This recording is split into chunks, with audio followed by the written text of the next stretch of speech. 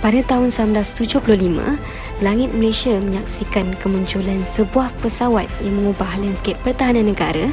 F5 Tiger II muncul sebagai pesawat supersonik pertama negara keluaran Northrop Corporation dari Amerika Syarikat.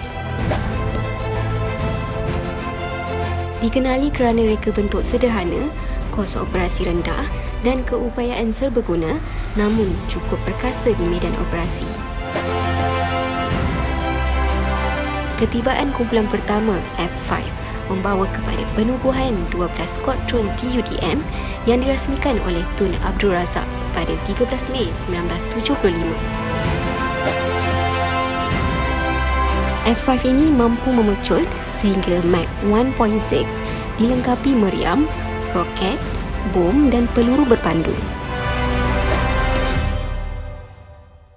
Walaupun ditamatkan pada 1995, selepas lebih 20 tahun berkhidmat, F5 Tiger II tetap dikenang sebagai titik perubahan yang memperkukuh asas pertahanan udara negara. Sebagai tanda penghargaan, ayuh sokong tabung pahlawan kerana setiap sumbangan amat berharga buat mereka yang pernah menjaga kedaulatan negara.